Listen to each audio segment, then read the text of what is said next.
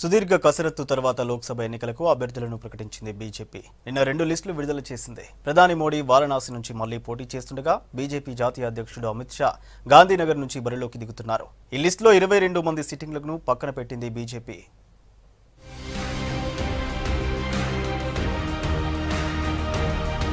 లోక్సభ ఎన్నికల అభ్యర్థులను ప్రకటించింది బీజేపీ అధిష్టానం.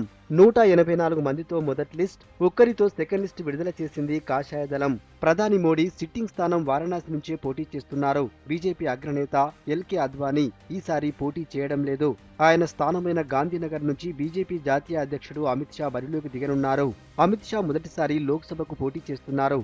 ఇక లక్నో నుంచి రాజ్నాథ్ సింగ్, నాగ్పూర్ నుంచి నితిన్ గడ్కరీ, అరుణాచల్ ప్రదేశ్ ఈస్ట్ నుంచి కిరణ్ రిజిజు బరిలోకి దిగుతున్నారు. भारत के प्रधानमंत्री यशस्वी प्रधानमंत्री श्री नरेंद्र मोदी जी वाराणसी से चुनाव लड़ेंगे। भारतीय जनता पार्टी के राष्ट्रीय अध्यक्ष श्री अमित भाई शाह आप गांधीनगर से चुनाव लड़ेंगे। लखनऊ से आदरणीय राजनाथ सिंह जी जो हमारे पूर्व अध्यक्ष हैं वो चुनाव लड़ेंगे और नागपुर से पूर्व अध्यक्ष नितिन जयराम गडकरी जी वह चुनाव लड़ेंगे। ఉత్తరప్రదేశ్లోని గజియాబాద్ నుంచి కేంద్ర మంత్రి వీకే సింగ్, గౌతమ్ బుద్ధ నగర్ నుంచి కేంద్ర మంత్రి మహేష్ శర్మ, బరేలీ నుంచి కేంద్ర మంత్రి సంతోష్ గంగ్వార్, అమేథీ నుంచి కేంద్ర మంత్రి స్మృతి ఇరానీ పోటీ చేస్తున్నారు.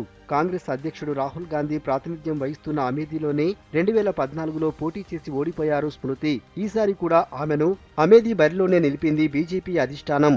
ఇక మధుర నుంచి సిట్టింగ్ ఎంపీ సినీ నటి హేమా మాలిని, ఉన్నావ్ నుంచి సాక్షి మహారాజ్ పోటీ చేయనున్నారు.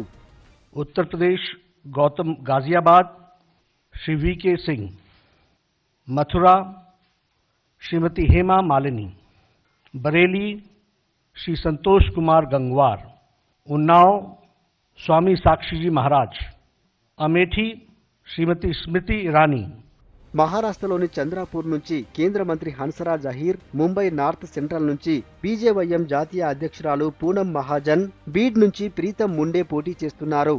కర్ణాటకలోని ఉత్తర కన్నడ నియోజకవర్గం నుంచి కేంద్ర మంత్రి అనంత్ కుమార్ హెగ్డే, బెంగళూరు నార్త్ నుంచి కేంద్ర మంత్రి సదానంద గౌడ, ఉడిపి చిక్ మగళూరు నుంచి శోభా కరంద్లాజే, కేరళలోని ఎర్నాకులం నుంచి కేంద్ర మంత్రి అల్ఫాన్స్ కన్నంతనం, తిరువనంతపురం నుంచి మిజోరం మాజీ గవర్నర్ కుమ్మనం రాజశేఖరన్, రాజస్థాన్లోని జైపూర్ నుంచి కేంద్ర మంత్రి రాజ్యవర్ధన్ రాథోడ్, బికనేర్ నుంచి కేంద్ర మంత్రి అర్జున్ రామ్ మేఘవాల్, తమిళనాడు బీజేపీ అధ్యక్షురాలు తమిళిసాయి సౌందరరాజన్, తూత్తుకుడి నుంచి కేంద్ర మంత్రి పోన్ రాధాకృష్ణన్ కు కన్యాకుమారి నుంచి అవకాశమిచ్చారు.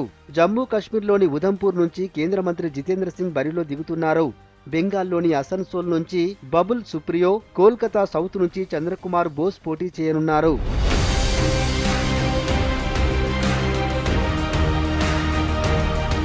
టికెట్ దక్కిన వారంతా ప్రధాని మోడీ, అమిత్ షాలకు థ్యాంక్స్ చెప్పారు.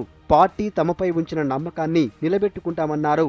మోడీ మళ్లీ ప్రధాని కావడం ఖాయమన్నారు.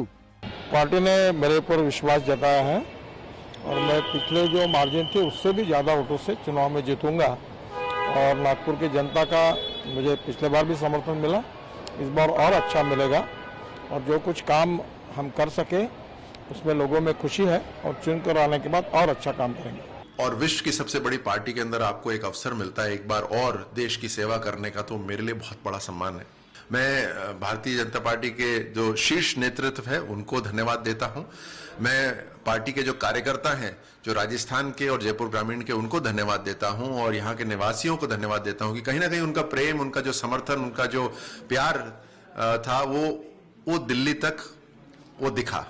इस बार आई हूँ वापस, मुझे टिकट जो दिया है उसके लिए मैं अमित शाह जी, मोदी जी और जितने भी इस मीटिंग में बैठे थे उन सबको धन्यवाद करती हूँ और मैं ज़रूर मेहनत करके यहाँ पे जो विकास करना चाह रही थी वो सब करके दिखाऊंगी।